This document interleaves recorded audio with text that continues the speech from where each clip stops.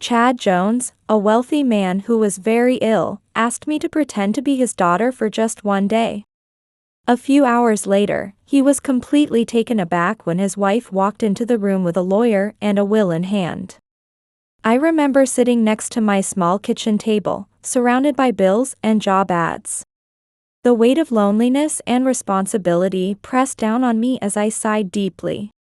At 28, I was a young nurse, but despite my delicate appearance, there was a strong aura of determination about me.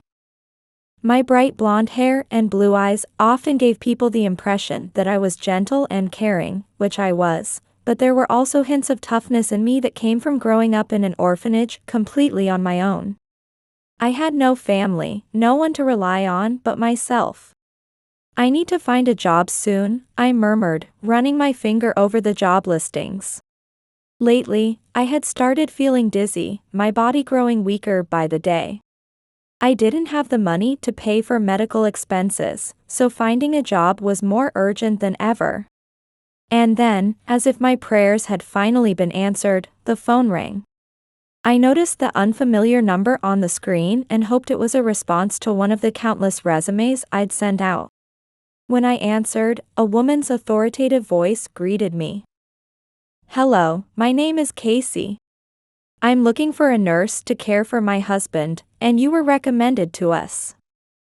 Given how long it had been since I had steady work as a nurse, I was ready to accept just about any job that came my way.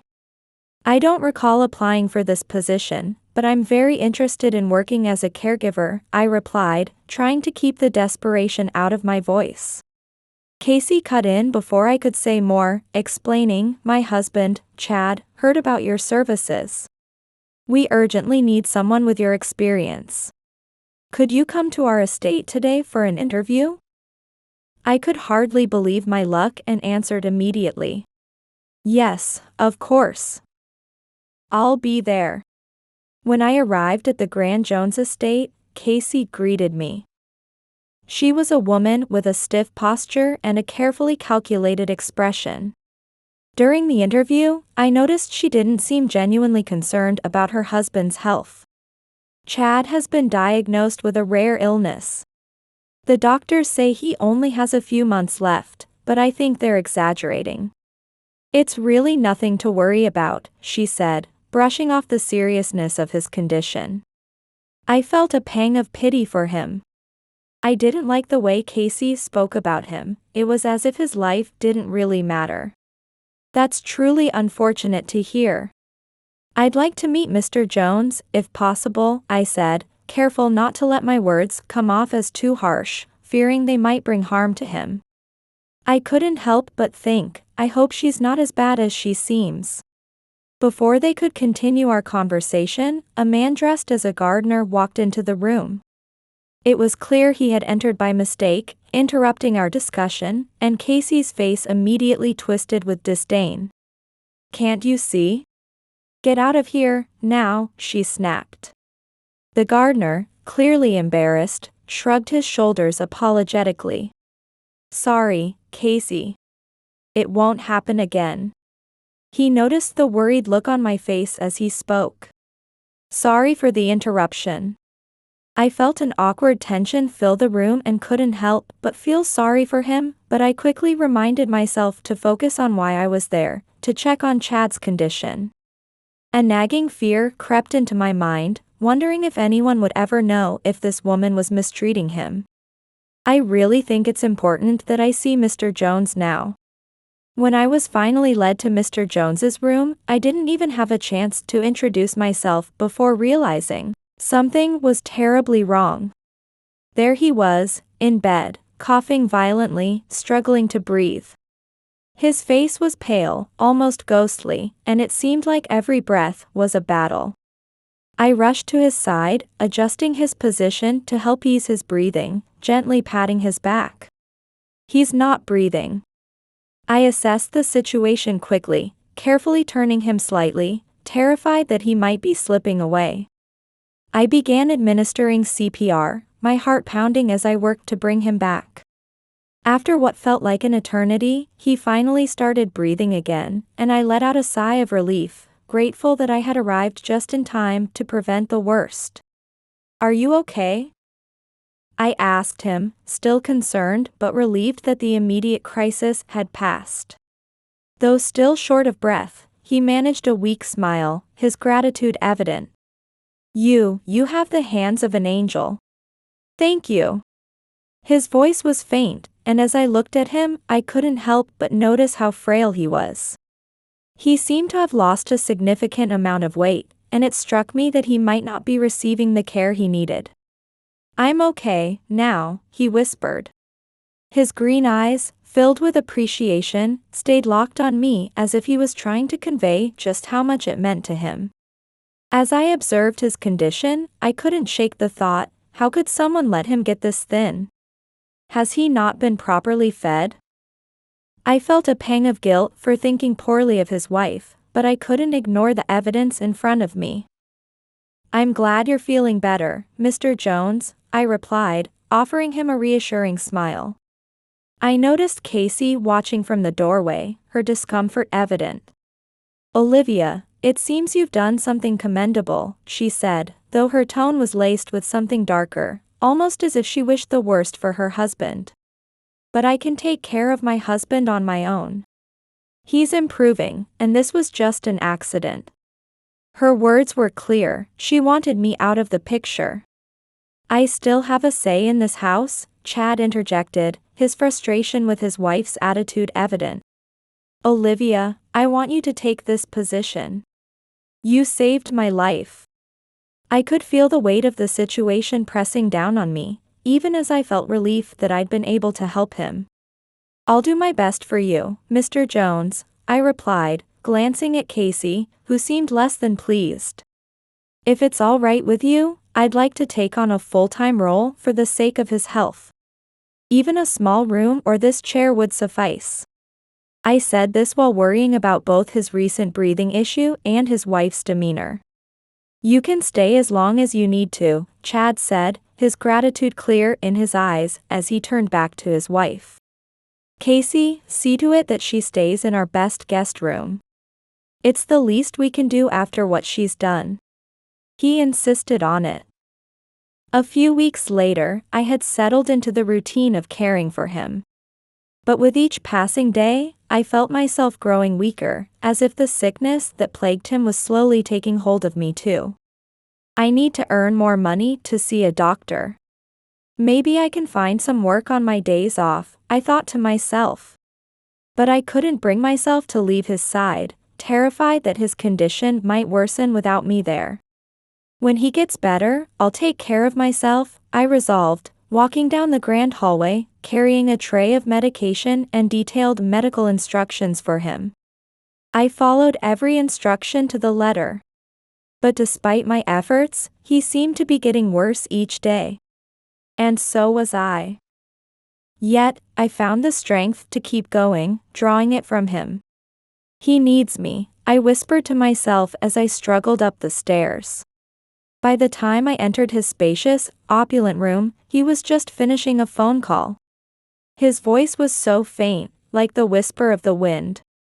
The moment he hung up, he turned his green eyes toward me, a sense of urgency flickering within his weakness. "Was it an important call?" I asked, noticing the deep concern etched in his gaze.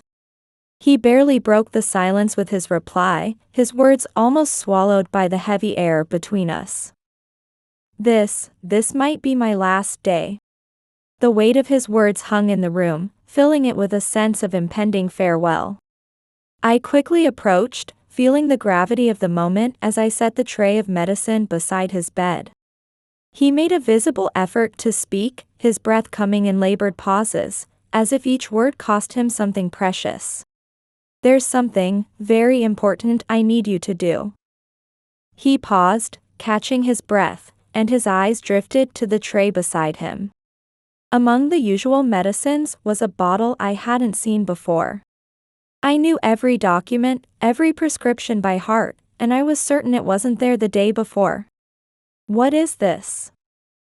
I asked, curiosity and concern mixing in my voice. I couldn't recall any changes to his medication. Following my gaze, he hurriedly explained, his voice weak yet insistent. This medicine, these documents, they're crucial for what's to come. I asked a trusted friend to place them here for me. His words left me feeling both puzzled and determined, realizing I was facing a difficult choice. Is there anything I can do to help? I asked, my voice carrying a quiet promise of loyalty. Your health and happiness mean everything to me. Since arriving at the estate, I had grown closer to him, feeling more and more connected with each passing day. The heavy load of medication he was on made it difficult for us to have many conversations. Yet, I was grateful for the job and, more than anything, for his kindness. He tried to reach out to me, a gesture that spoke of both gratitude and despair. But he didn't have the strength, and his movement faltered midway. Olivia, you've brought light into my darkest days, he said, his voice thick with emotion. But there's still something I need you to do.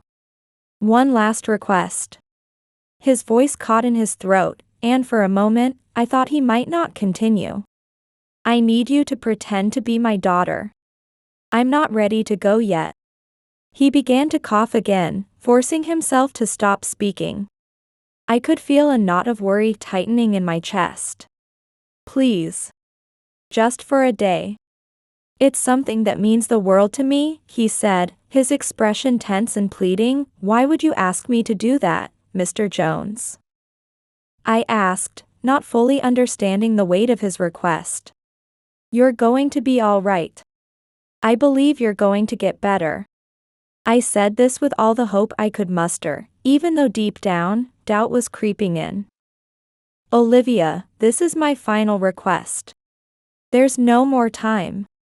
His voice was barely a whisper, as if the very words were too much for him to bear. And then, the coughing fit returned, more violent than before. Instinctively, I rushed to his side, ready to care for him, even as my heart ached. All right, Mr. Jones.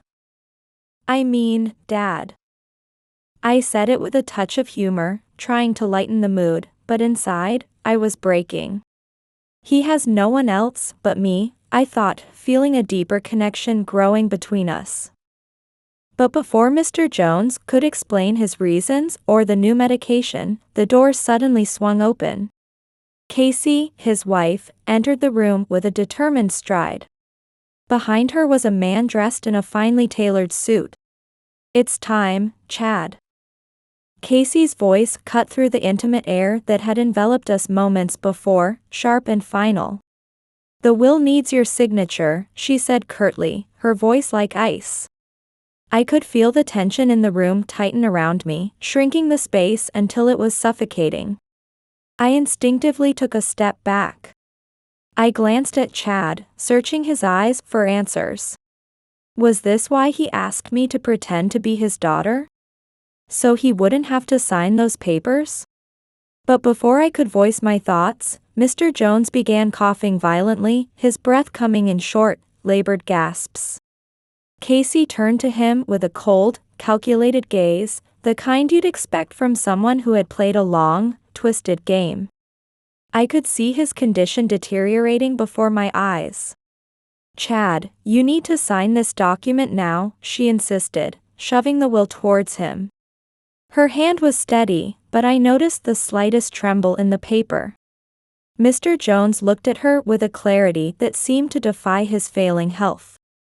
There was a depth of understanding in his eyes, along with a resignation that broke my heart.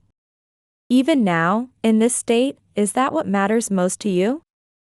His voice was so faint it was barely audible, but it was thick with discomfort and sorrow. I started to feel lightheaded, a wave of dizziness washing over me. But I couldn't let myself fall apart now. Not when he needed me. Then, suddenly, the machines monitoring his health began to sound alarms, the steady beeping that tracked his heart rate becoming erratic. A terrifying sign that something was terribly wrong. What's happening? What's going on? I shouted, panic rising in my throat. The urgency in my voice was unmistakable, and for a moment, I forgot my own crisis as I focused entirely on his.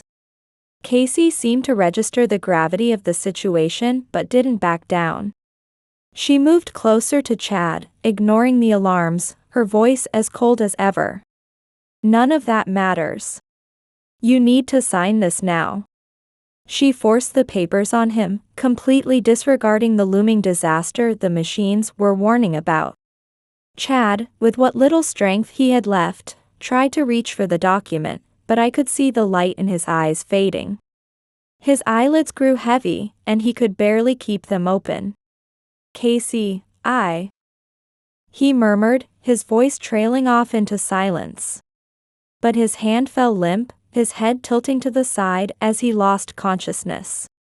I felt my heart lurch, and without thinking, I rushed to grab the resuscitation device. It was my training as a nurse that took over, guiding my actions in those desperate moments. "He's going into shock," I cried out, my voice a mix of urgency and a plea as I glanced over at Casey, hoping she'd see reason. "Surely, this can wait. We have to save him." But it was too late.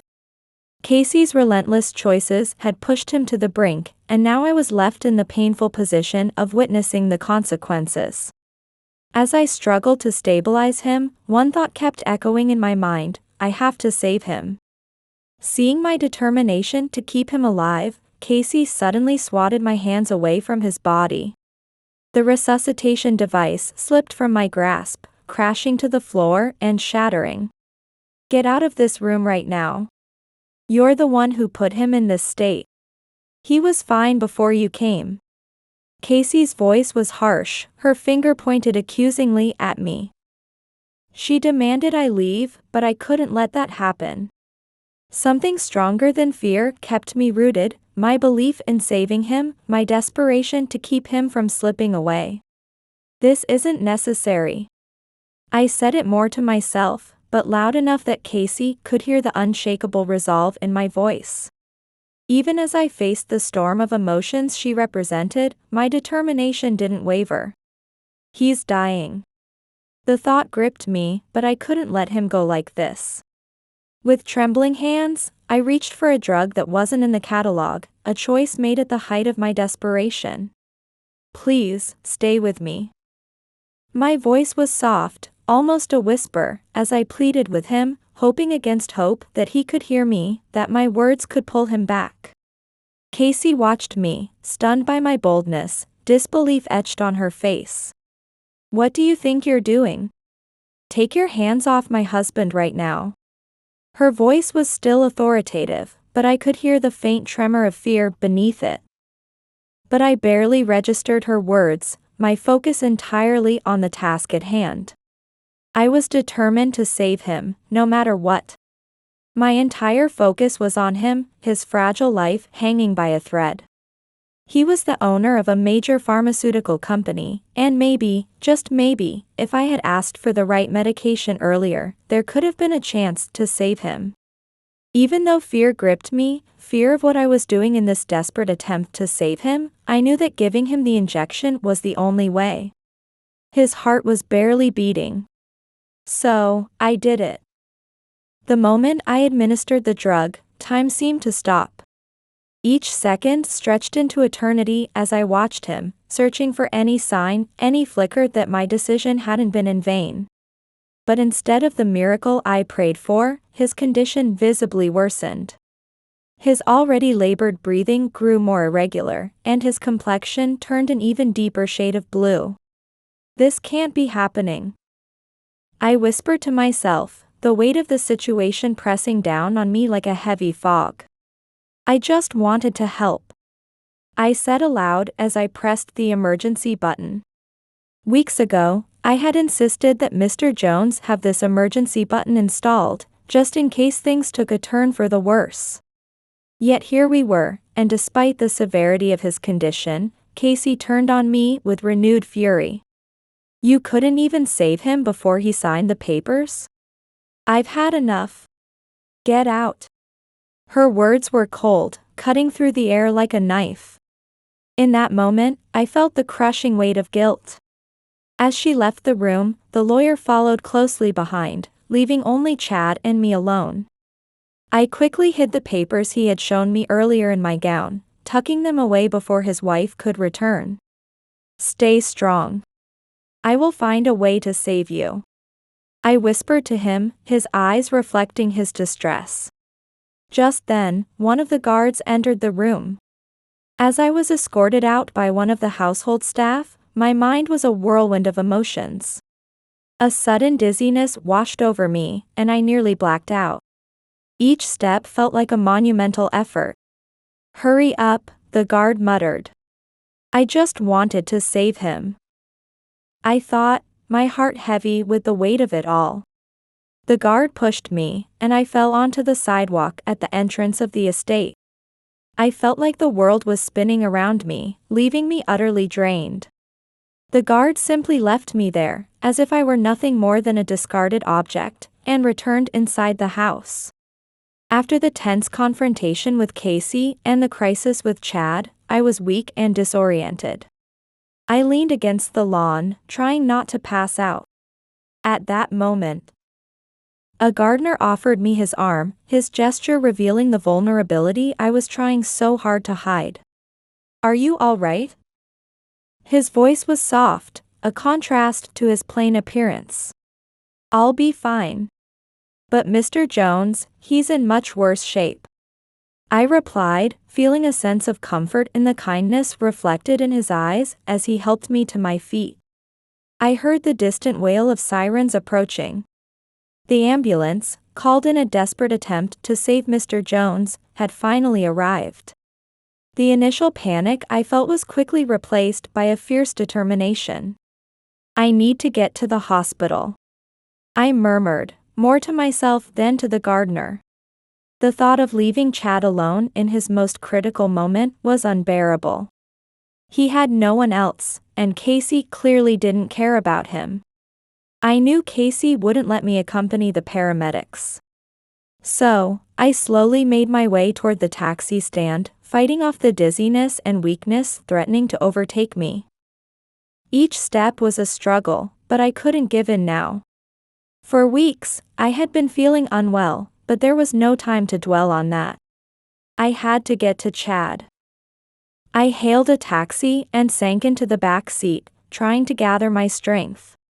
That's when my eyes fell on the unopened envelope tucked inside my gown. "Please, God, let there be something useful in here." I whispered a prayer, my voice trembling with the desperate hope of saving Chad, as I carefully opened the envelope. I was prepared to do anything to save him. Inside, I found something unexpected. It was a paternity test confirming the existence of an undisclosed child of Mr. Jones, along with detailed medical reports showing that this child was suffering from a rare disease, the very one now threatening his life.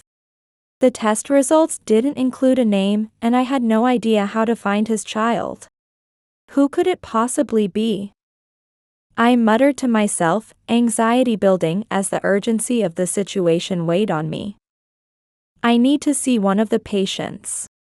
His name is Chad Jones," I pleaded with the receptionist, my voice tinged with desperation. The woman at the front desk, her expression a mix of professional courtesy and mild sympathy, looked at me with a detached concern. "I'm sorry, but only family members are allowed to visit at this time," she responded efficiently, adhering to the protocols the situation demanded. I hesitated, caught in a moral dilemma that hit me hard. I remembered Chad's last request, asking me to pretend to be his daughter. That risky decision began to take shape in my mind. With the paternity test results still in my possession, I took a deep breath and lied. "I'm his daughter. This document is the proof. Please, I need to see him. It's urgent." I handed over the paperwork as I said that, silently thankful that the test results didn't specify the child's gender. The receptionist took the document and scanned it quickly. After a moment, she nodded and allowed me to enter. "Right this way." She then led me down a hallway that seemed to stretch endlessly. As I followed her, every step echoed with my uncertainty. What am I doing? I asked myself inwardly, the weight of my decision pressing on my conscience. But the promise I made to him, to be there in his darkest hour and not let him face it alone, kept me moving forward. When we finally reached the room where he was being treated, I hesitated at the door. I was terrified of what I might find inside. Taking a deep breath, I stepped into the room. There, I saw Chad connected to numerous machines. Each beep reminded me of how fragile life truly is. I found him lying in the hospital bed, intubated, and looking so incredibly frail. The doctor was by his side, recording his condition on a board. As I approached slowly, my chest tightened with pain and guilt, making it hard to speak. "Mr. Jones, it's me. Olivia. I got here as fast as I could." I whispered, knowing well he wouldn't respond, but I swallowed hard as I touched his cold hand. His request for me to pretend to be his daughter echoed in my mind. "I'm his daughter. Please, tell me about his condition." I implored the doctor, who was now watching me intently.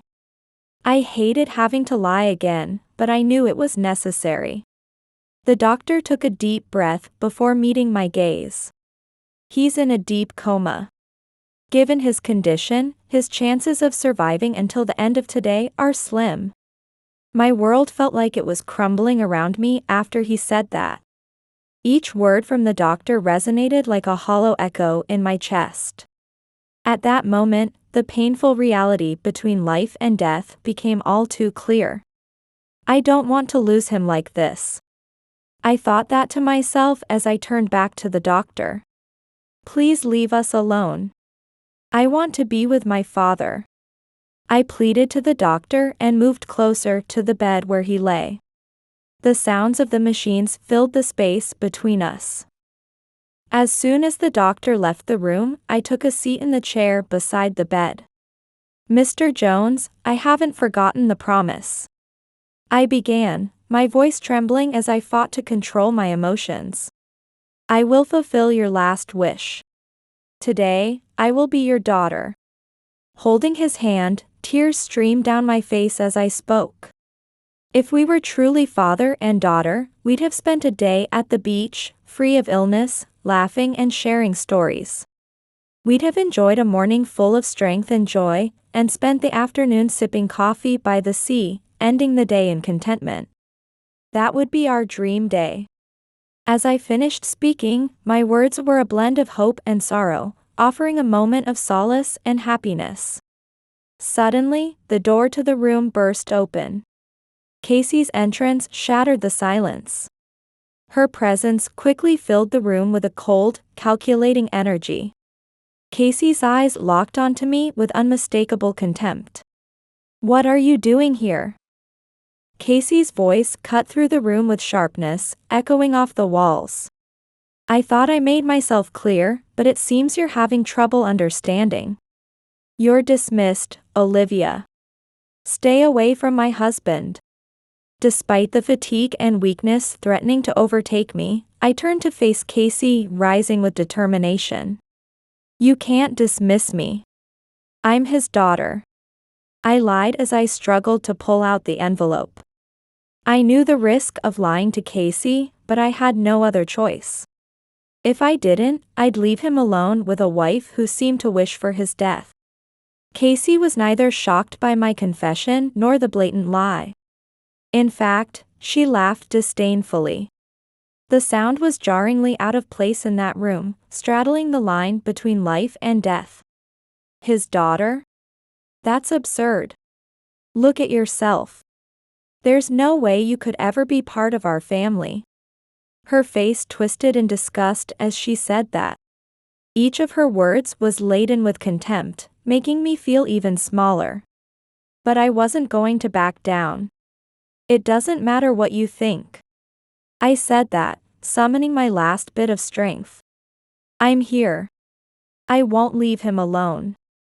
Our heated exchange was abruptly interrupted by the sudden arrival of the medical team Casey had called. "This woman is disrupting the patient's rest. I demand she be removed immediately."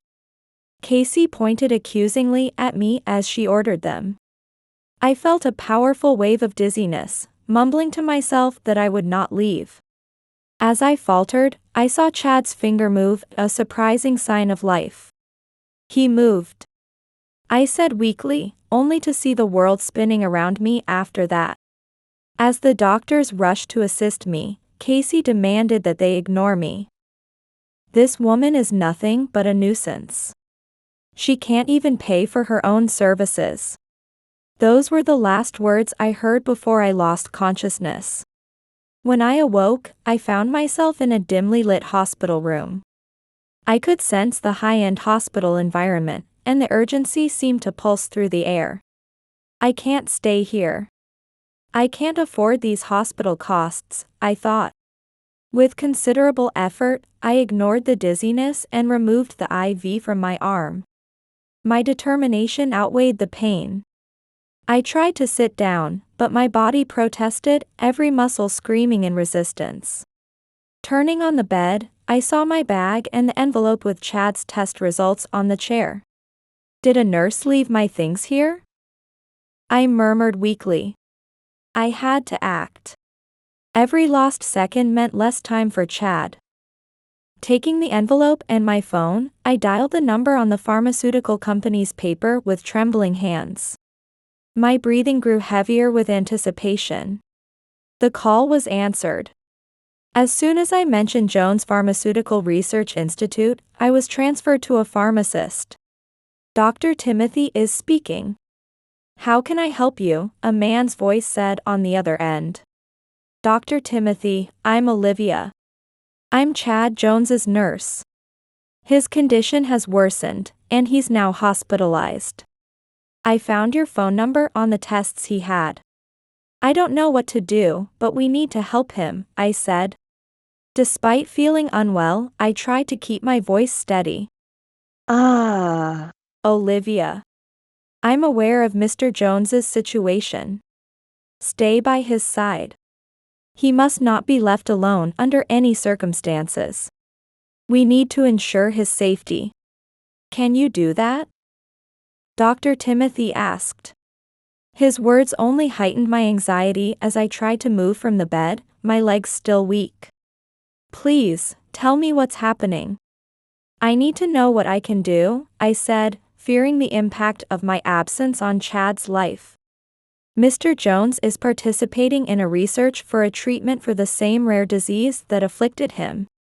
It's a revolutionary program, but it's still in the final testing phase. I hope to complete the research results today to continue the program.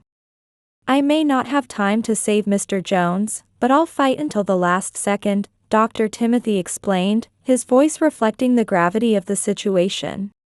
"I'm going to the hospital right now. No matter what, stay by his side," he said, his concern evident before he hung up. I hope these tests aren't related to the medication given to Mr. Jones. If the medicine fails and he dies because of me, I'll never forgive myself, I thought, trembling. I have to be by his side. I can't stay in this room, I resolved, rising to my feet. My legs burned with pain, but I forced myself to take one step at a time. Each step toward the hallway was a struggle, but my determination was stronger than ever. "I'm coming, Chad. Hang in there," I whispered, hurrying down the hospital corridor with the papers in hand. "Please, God, give me strength until I reach him and until Dr. Timothy arrives. I don't care what happens to me," I prayed, trembling to protect the man's life. I continued walking, gaining strength with each step. When I reached his room, I was met with a scene of intense medical activity. Doctors and nurses surrounded his bed, and their actions and fragmented conversations conveyed urgency and concern. Through those moments, I learned that he was in critical condition. Every doctor seemed to be saying something with a worried look. "He's going to die. "There's nothing we can do to save him," one doctor said, and my chest tightened with those words. "What's happening?" I approached with a voice full of anxiety, trying to ignore the weakness that was trying to take over me again. Just minutes earlier, there had been signs of improvement, but now one of the doctors explained that his condition had worsened. His voice faded away amidst the beeping monitors and the clamor of alarms. "We're losing him," the doctor said. I looked at Chad, noting his pale skin and the visible suffering with every breath, and a wave of despair washed over me. The fear of losing someone who had become so important to me in such a short time surged through me. "Please, do something," I begged the doctors, my voice trembling with emotion. "Don't let him die." The team leader of the doctors turned to face me, his expression reflecting the gravity of the situation. "Olivia, Mr. Jones's condition is extremely critical. We are doing everything we can, but you need to understand." I interrupted him, surprising everyone with the force of my voice. "Don't tell me to understand. No matter how small the chance, please try to save him," I insisted. But my vision started to blur again. The doctor watched me for a moment before stepping away from Chad to approach me. "We're trying, but you need to take care of yourself too. You're becoming weak," the doctor said, but I cut him off. "Forget about me. The most important thing is him. If anything happens to him, I'll never forgive myself," I reiterated. As my vision blurred once more, I pleaded, "You can't give up on him. There's always another way to try." The doctor, holding my blood pressure cuff, said, "I understand your concern, but we must be realistic about his chances." Leaning against the wall, I heard the doctor say that Chad understood his condition. "He would want you to receive the care you need. His Pharmaceutical Research Institute is a renowned provider. I'm sure he would understand the situation," the doctor explained. I stepped back and said, "This isn't about realism. He's not just a patient. He believed in me when no one else did. He gave me a reason to keep fighting. How can I abandon him now? You can't give up on him either. Like me, you must have made a vow." I was growing weaker, feeling the effects of the medication wearing off. I felt my vision completely blur and an overwhelming weakness taking over my body. "Please, help me," I whispered as darkness enveloped me, and I soon lost consciousness. A few days later, I woke up in the hospital room. I blinked against the strong light pouring into the unfamiliar room, slowly opening my eyes. Where am I? What happened? I wondered aloud, trying to piece together the events that led to my unconsciousness. I knew from my nursing background that this place wasn't the same as where I had left Chad. I had no doubt that I couldn't afford to stay here, not after everything that had happened. Despite not knowing where I was, it was clear that I was better. The muscle pain that had plagued me was gone, and my body felt stronger, free of the sharp agony that had been with me before. I reached for the bell to call for help, scanning the room for someone who might assist me. A dignified man entered the room, and upon seeing me awake, he broke into a broad smile. Dr. Timothy, trying to calm me, spoke words of comfort, but my anxiety only seemed to grow. "Thank you for everything you did for Chad Jones. You sacrificed your health for his treatment. People like you are rare," Dr. Timothy praised me. Before I could respond, another doctor entered, his presence abruptly changing the tone of the room. He began questioning me about my condition, focusing solely on my health. "You're in excellent shape thanks to the medication," he said, checking the monitor for my vital signs. "I can't afford the hospital bills," I said, looking between the two men. "I'm currently unemployed," I added, my worry about losing my job evident in my voice. I wasn't sure what had happened, but I hoped that Chad was safe and that the other nurses would take good care of him as I had. Dr. Timothy reassured me, Don't worry about the money. The institute will cover all the costs as thanks for the excellent care you provided, Chad. And about your job, you'll likely hear something soon. I was intrigued but tried not to get my hopes up about finding a new job, especially knowing that Casey rarely gave recommendations. I need to figure out how to sort out the chaos in my life, I thought. After taking some certification exams, I was finally discharged from the hospital and accompanied by Dr. Timothy to Chad's residence. Have you come here to collect your belongings? Dr. Timothy asked with a smile. Actually, someone is waiting for you inside, he said as we approached the house. I'll be back later. I need to check on the institute's program progress, he added. After thanking Dr. Timothy and saying my goodbyes, I approached the mansion with a face full of apprehension. When I opened the door to the living room, I was stunned to see Chad standing there, smiling.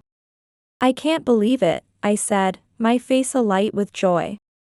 Oh, thank God, I whispered in disbelief, feeling an overwhelming sense of gratitude. I looked at my patient, now fully healthy and standing before me, and couldn't help but ask how this miracle had come to pass. As Chad walked towards me, my heart swelled with astonishment and joy. I had cared for him through months of illness, watching him confined to his bed. Seeing him walk now was nothing short of a miracle.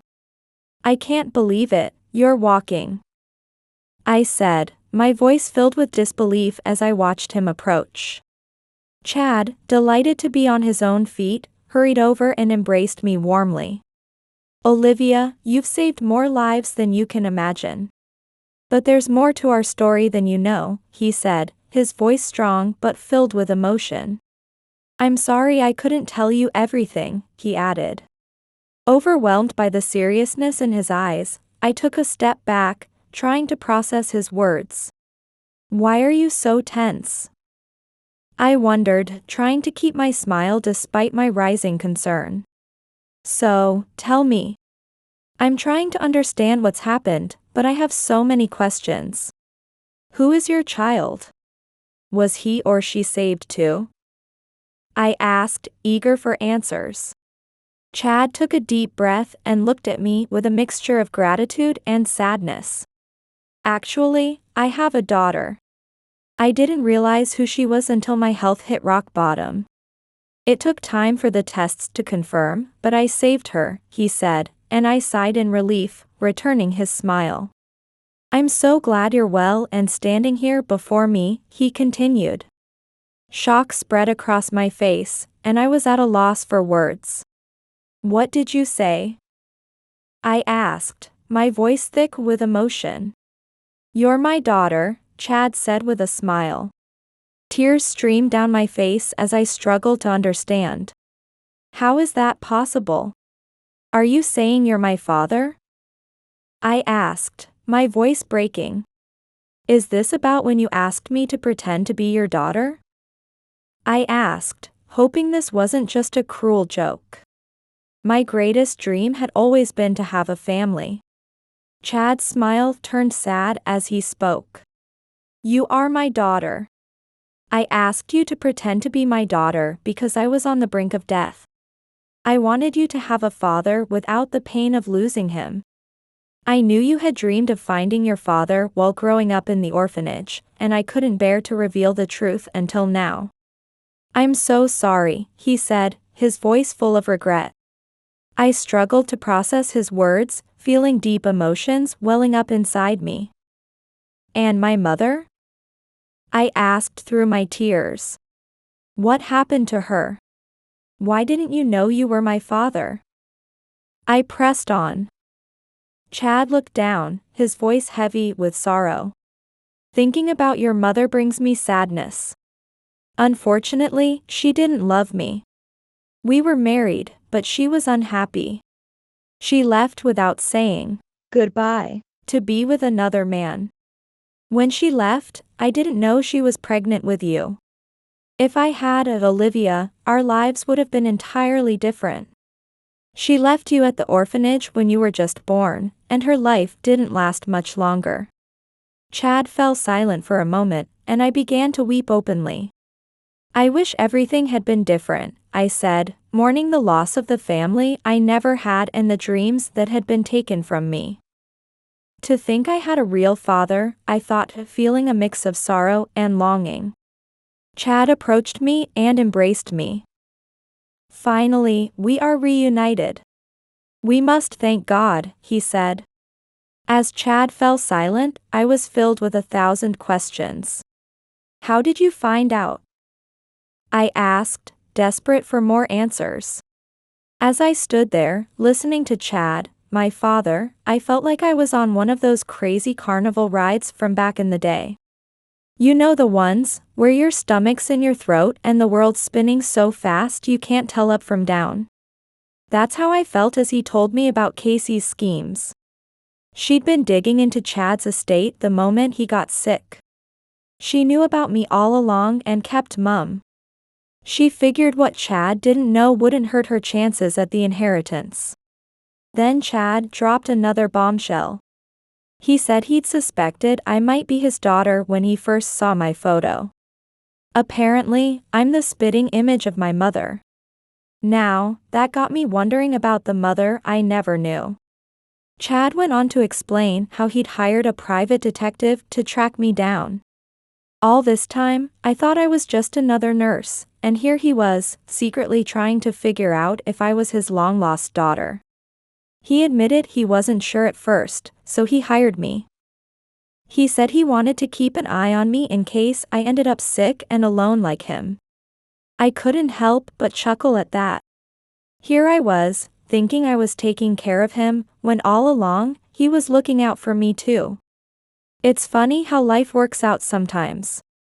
Chad's voice got all choked up when he confessed he hadn't realized I was sick too. I guess I'd done a pretty good job of hiding it, always trying to be strong for him. Tears streamed down his face. I felt a lump in my throat, and all I could do was stare at the ground, feeling shy. You didn't have to worry about me, I mumbled, but inside, my heart was doing cartwheels. I looked up at him, my own eyes misty, and told him he was the angel in my life.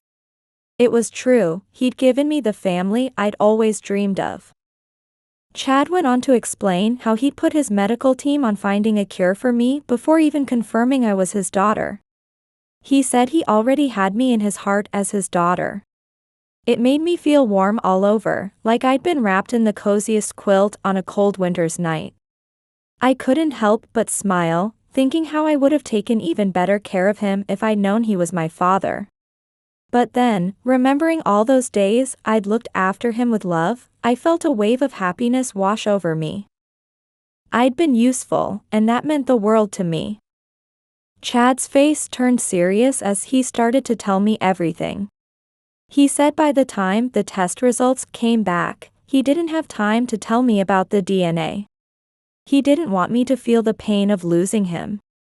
But then, his voice breaking, he told me how the tests revealed Casey had been poisoning him, trying to get her hands on his estate. I felt like I'd been punched in the gut. All those times I'd wondered why he wasn't getting better, it was because of her. I could see the hurt in Chad's eyes as he wiped away his tears. But then he squared his shoulders and said that discovering Casey's betrayal had only strengthened his resolve to protect me, his only true heir. I felt a whirlwind of emotions, relief at finally understanding my origins, anger at Casey's scheming, and a deep sadness for what Chad had been through. "What are you going to do about Casey?" I asked, my voice barely above a whisper. Chad looked at me with determination in his eyes. He told me Casey had collected his blood samples while he was recovering in the hospital. That's how they confirmed what she'd done. Her lawyer had been ready with the will for Chad to sign, preparing for Casey to take everything. But justice had prevailed.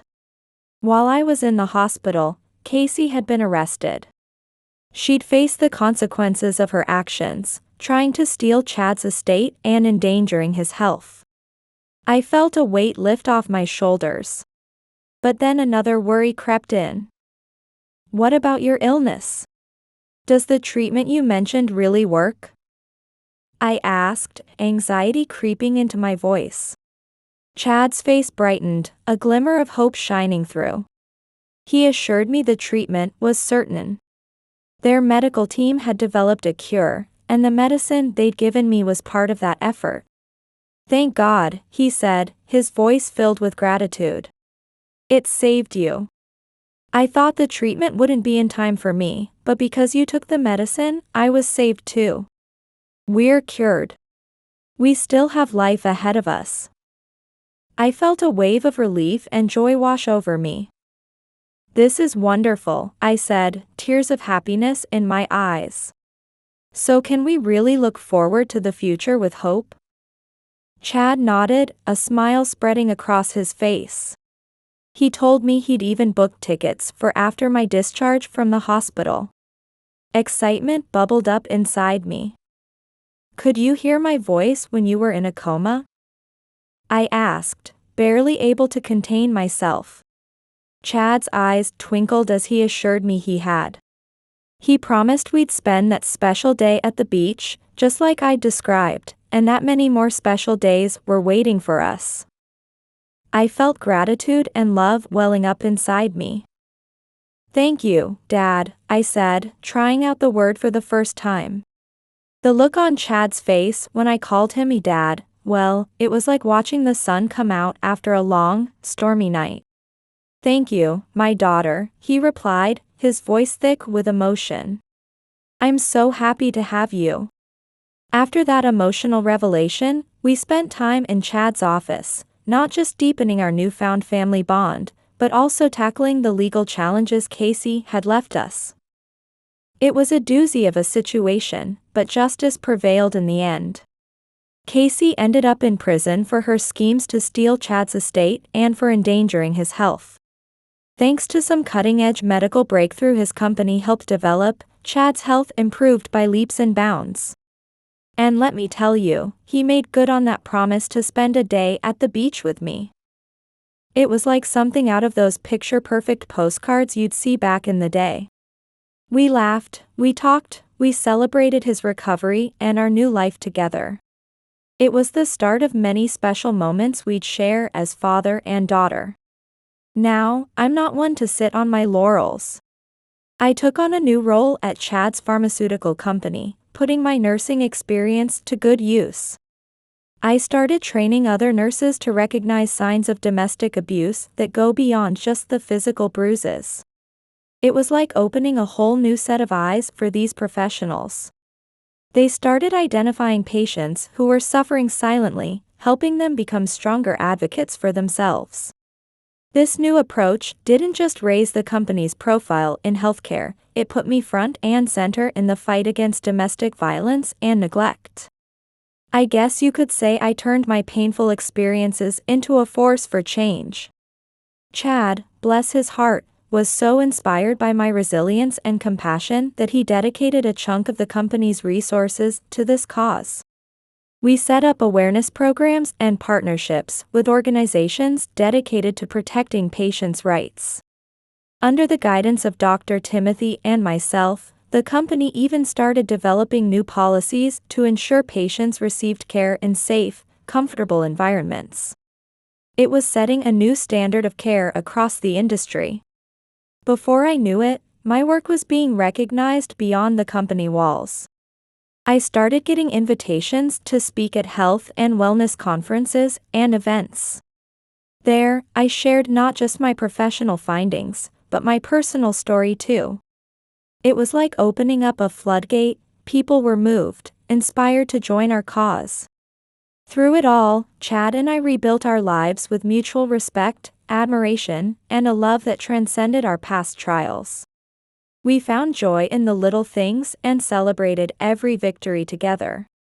If you liked this story, please like and subscribe to our channel. Your support will encourage us to continue bringing you inspiring stories every day. Don't miss the next amazing story that will hit your screen. Your support is greatly appreciated. Click on the link provided on your screen. We have a special selection for you, with priceless stories and entertainment that is sure to please. Until next time.